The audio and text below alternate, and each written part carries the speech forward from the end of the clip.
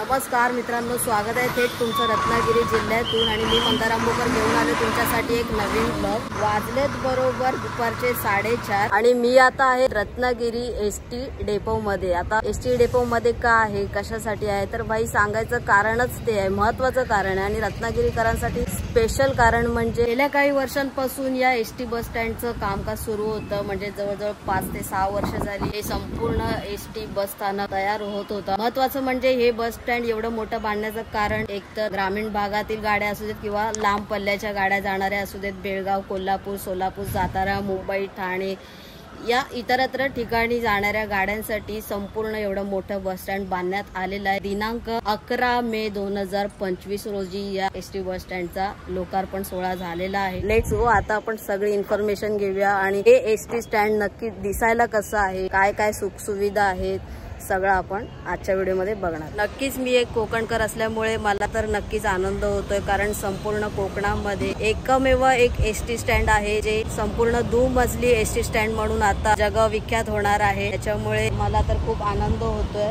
रत्नागिरीकरांसाठी एवढी सुंदर जागा, सुंदर एसटी स्टँड बनवण्यात आलेला आहे आणि रत्नागिरीकरच नव्हे तर या गोष्टीचा सगळ्यांनी लाभ उठवावा असं मला वाटतं। मी तर आज त्याचा लाभ घ्यायला आलेलो आहे, परंतु तुम्ही जर येणार असाल तर रत्नागिरी स्टेशन पासून बस सुद्धा अवेलेबल आहे आणि रिक्षा सुद्धा अवेलेबल आहे। रिक्षाचं प्रति व्यक्ती 50 रुपये भाडं आहे आणि बसचं 20 रुपये भाडं आहे, जे की तुम्हाला अगदी या बस स्टँडच्या बाहेरच येऊन सोडेल।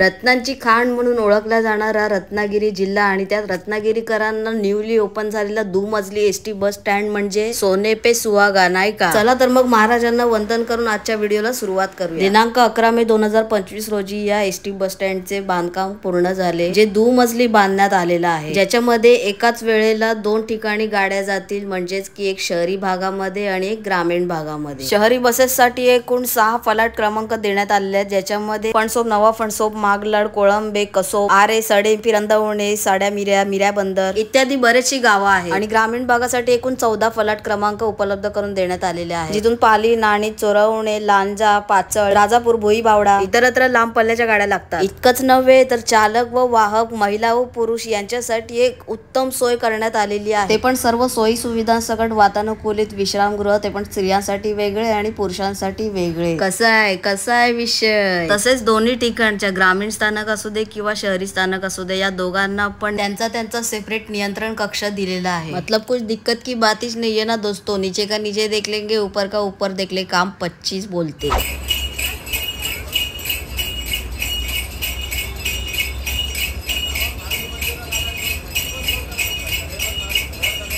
हे बघा, इथून ते पूर्ण हे जे आहे ते जुनं एसटी स्टँड आहे रत्नागिरीचं। हे बघा आणि हे बघा भाई, कच्ची वातावरण टाईट विषय। स्टँडवर एक गोष्ट पाहायला मिळते की प्रवाशांना बाहेरून न जाता थेट आतून ग्राउंड फ्लोर आणि फर्स्ट फ्लोरला जायला कनेक्टिव्हिटी दिलेली आहे। तसेच बऱ्याच एसटी स्टँडवर प्रवाशांचे हाल आपल्याला बघायला मिळतात, त्यासाठीच हे एसटी स्टँड बांधताना प्रवाशांची पुरेपूर काळजी घेतलेली आहे। म्हणजे बघा ना, एक टायमाला 250 ते 300 लोक बसू शकतात आरामात, एकदम चिल मध्ये। इतकंच नव्हे तर हिरकणी कक्ष, पार्सल कक्ष, स्थानक प्रमुख कार्यालय, ग्रामीण व शहरी प्रवाशांकरिता स्वतंत्र पोलीस कक्ष सुद्धा दिलेला आहे। तसेच इथून आत गेल्यावर वॉशरूमची सुखसुविधा आहे। आतापर्यंत जिथे मी गेलो आणि बघितलंय त्याच्या अनुषंगाने जर बघायला गेलं तर कोणाला कितीही चांगलं द्या, हजम होत नाही। मी गोष्ट करतोय नागरिकांकडून केला गेला जाणारा घाणेरडापणा, स्वच्छता नाही, काय नाही, जिथे भेटेल तिथे कचरा करणं। मग मला सांगा, या चांगल्या गोष्टी देऊन फायदा काय? कचऱ्याचा डब्बा देऊन सुद्धा वसाड पडली ते पाणी भरतात, तिथे तंबाखू थुकून ठेवलाय, मेंटल कंपनी। बट असो, आता बघू किती चांगलं काय टिकतंय ते। कोणत्याही पद्धतीची हानी होता कामा नये, यासाठी बस स्थानकाद्वारे चारी बाजूला सीसीटीव्ही कॅमेरे लावलेले आहेत, मग ते ग्राउंड फ्लोर असू दे किंवा फर्स्ट फ्लोर असू दे।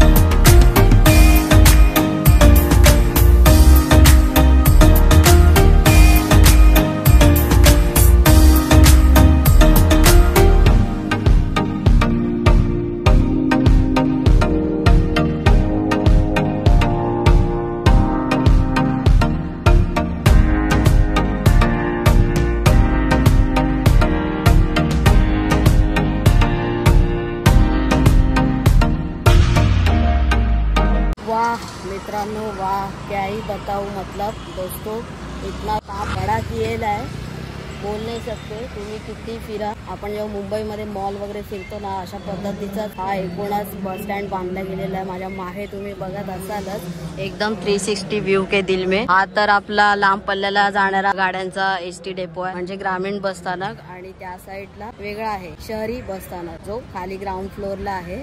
तर एक तुम्ही बघाल तर तिथून समोर येणारा रस्ता आहे, परत त्याच लाईनला दुसरा एक रस्ता आहे आणि इथून बाहेर पडण्यासाठी आहे. म्हणजे भाई जेवढं बघाल ना तेवढं कमी. आणि वातावरण बघा भाई काय झालेलं आहे यार, एक नंबर. तो संपूर्ण प्रवासी दिवसभर इथे चालूच असतात. आणि हे ऑफिस आहे पूर्ण एसटी डेपोचं पूर्ण ऑफिस आहे हे वरच्या साईडला. आता राहिला प्रश्न एक अगदी महत्वाचा, जो म्हणजे गहनच आहे आपल्या युट्यूब चॅनल वरती, तर तो नेहमीच येतो. ते म्हणजे की स्वच्छतेच्या बाबतीमध्ये तुम्ही किती चांगलं द्या, किती चांगलं करा, किती सोयी सुविधा करा, पण ते शेवटी कळलं ना मला काय बोलायचं आहे. आता पण ते तिकडे पाणी प्यायचं जे सेक्शन आहे ते वॉटर प्युरिफाय ठेवलेलं आहे पाण्यासाठी वगैरे, तर तिथे पण त्याच्यामध्ये पण तंबाखू खाऊन फेकला होता. एवढे निर्लज्जम सदासुखी आहेत ना, यांना किती चांगलं द्या यांना पचणार नाही. आणि मेन तर जे आपले सुशिक्षित एज्युकेटेड लोक आहेत, ऍटलीस्ट 10वी-12वी जरी शिकलेले आहेत तरी त्यांना ते कळतं कचरा करणं किंवा नाही करणं याचं महत्व, असं मला तरी वाटतं. पण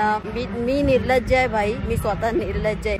मी नेहमीच बोलणार, माझ्या ब्लॉग्सच्या मार्फत मी नेहमीच कानउघडणी करणार. कचरा विचरा नका करू. आता बघा ना, एवढं त्या लोकांनी एवढा पैसा होतो, एवढं चांगलं सगळं प्रोव्हाइड केलेलं आहे, ते पण कोकणात सारख्या ठिकाणी, गावच्या सारख्या ठिकाणी. मुंबईला असं तर वेगळी गोष्ट होती, कारण ते तर सगळीकडेच आपल्याला बघायला मिळतं, सगळं हायफाय. पण अशा ठिकाणी जर तुम्हाला एवढी चांगली सुखसुविधा मिळत असेल तर त्याचा चांगल्या पद्धतीने लाभ घ्या. आणि बस क्या ही बोलो, अभी कुछ बोलने से मतलब है नहीं, लेकिन मैं ये बकेती करते रहूंगा.